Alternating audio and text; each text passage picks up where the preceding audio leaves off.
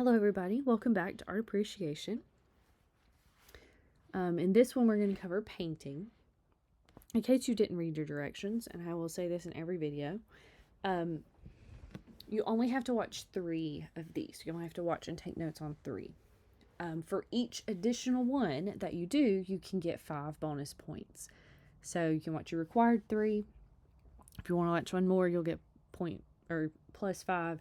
If you watch 2 more, you'll get plus 10 bonus points.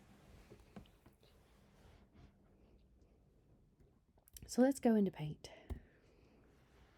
There are certain aspects of paint that remain constant across all media of paint. All paint is colored using pigment. All paints use a binder. Binders vary, but all paint has a binder. Binder is the material that allows pigment particles to bind to each other and the substrate being painted on. All paints require a vehicle.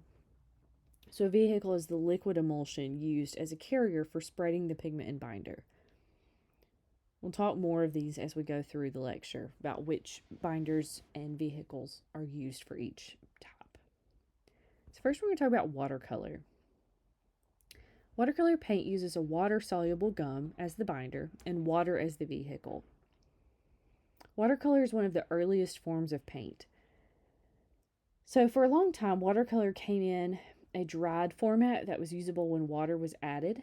The more water added, the more transparent the paint would be. Today, because of the mass production of pigments, we're actually able to keep watercolor in a wet form, and it's often purchased in a tube. Watercolor is usually painted on paper and can be applied opaque or transparent.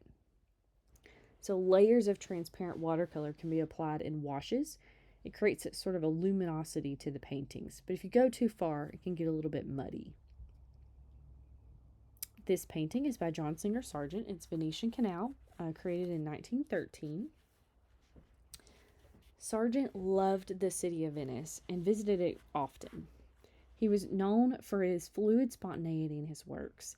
This can especially be seen in the water in this piece, the way the ripples of the water reflect the buildings around them. So in this piece, the viewer can see the way he adds atmosphere by making details diminish as objects appear to be further from the viewer. This capability is a characteristic of watercolor because of the ways that the paint can be layered and manipulated.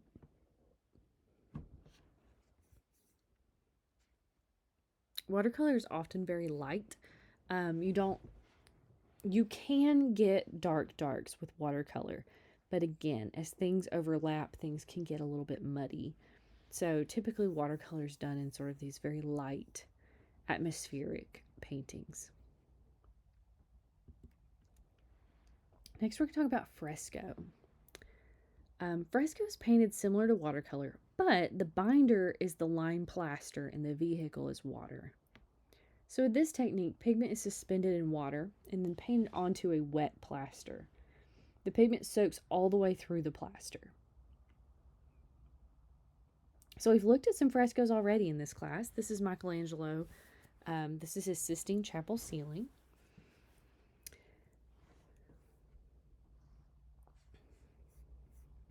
So all of this is fresco. This is plaster, sort of put onto the surface, and then it's painted on with pigment. Pigment soaks through. Another example is Raphael's The School of Athens. It's the same thing. Because it's on the wall, it's considered a mural. So this is a ceiling fresco. This fresco is a mural. So a mural doesn't have to be fresco. For a long time, murals were almost exclusively frescoes. They stick to the wall well. They don't peel off. They sort of become part of the architecture. Today, we have different types of paint. We have latex paint, we have acrylic paint, which we'll talk a little bit more about later. And those are often used for murals instead of fresco. With fresco, you have to work sort of quickly because plaster dries very fast. I don't know if you've ever worked with plaster before, but if you ever do, it dries very quickly. So you have a very limited period of time that you can work. So usually things are done in pieces. So little segments would be, if plaster would be laid on, then painted, and then a little bit more. Some frescoes aren't very smooth. This one is very smooth. Some of them are not very smooth because it has those sort of broken up pieces. You can see where the plaster was sort of laid in.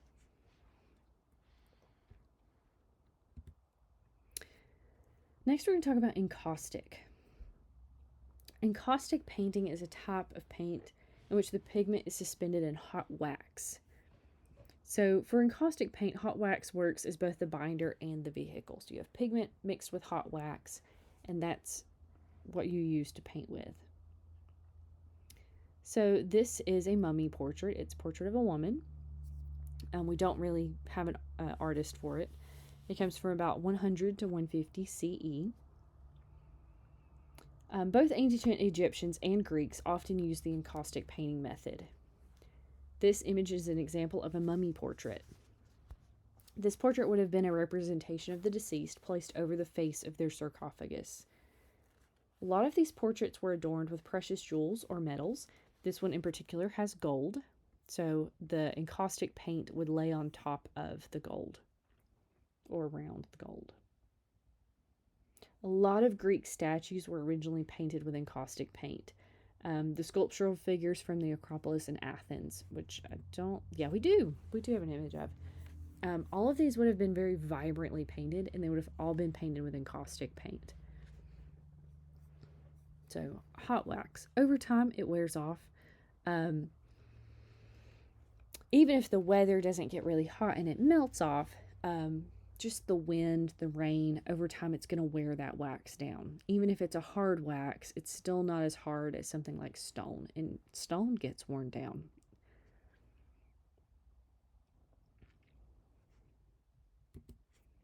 We don't really use the encaustic painting method so much anymore. It's kind of gone out of style. It's expensive, it's dangerous. You've got hot wax, you can get burned. It also, wax dries very quickly, so you have to work very fast to paint.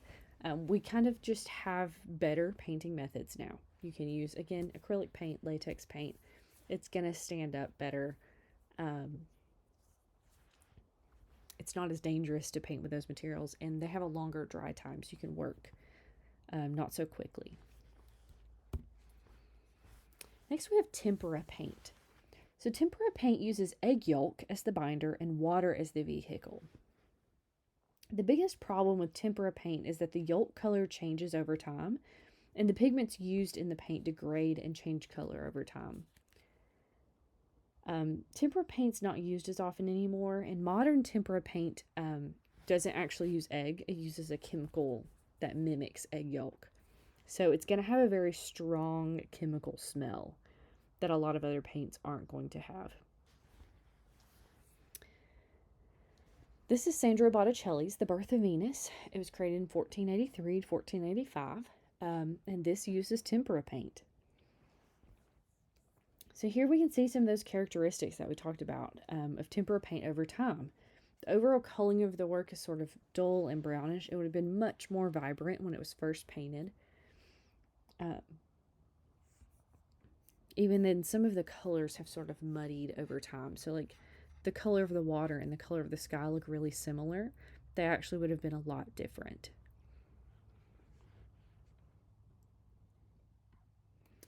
A tempera paint it paints on very smooth.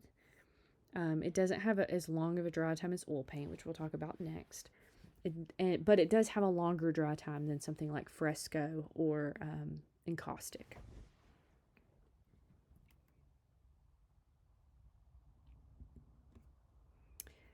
Next, we're going to talk about oil paint. So oil paint uses a natural oil, such as linseed or walnut oil, as a binder, and then uses a vehicle like turpentine.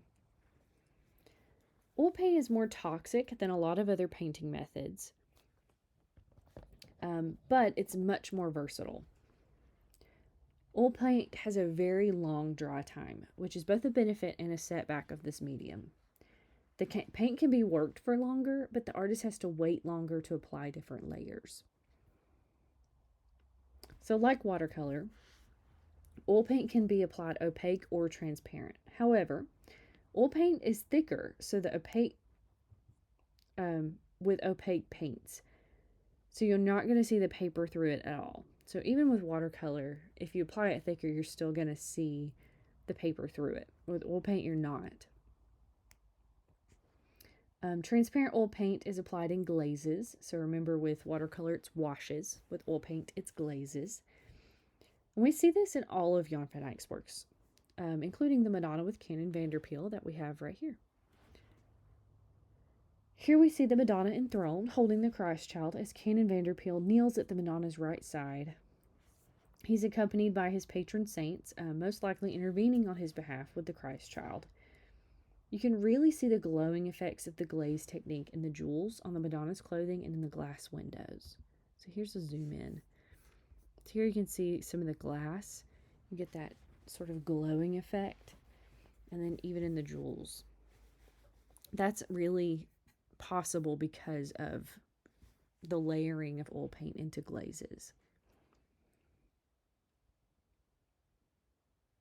This effect was not achievable with tempera, watercolor, or fresco. It's really only achievable with oil paint. Very thick layers of oil paint are called impasto. So we can see impasto in the work of Vincent van Gogh. He often applied the paint directly to the canvas straight out of the tube, sometimes with a palette knife, sometimes with his fingers, sometimes with the tube itself. So it's very, very thick. Viewing paintings on the internet sort of flattens everything, but when you see this, if you ever see this in person, any of Van Gogh's paintings in person, they have a very thick and rough texture. So you can see that a little bit. But it's not super clear. But oil paint has a really long dry time, and I think we've talked about it before. But because of this, some of these, the surface is dry, but underneath, because it's so thick, it's still wet.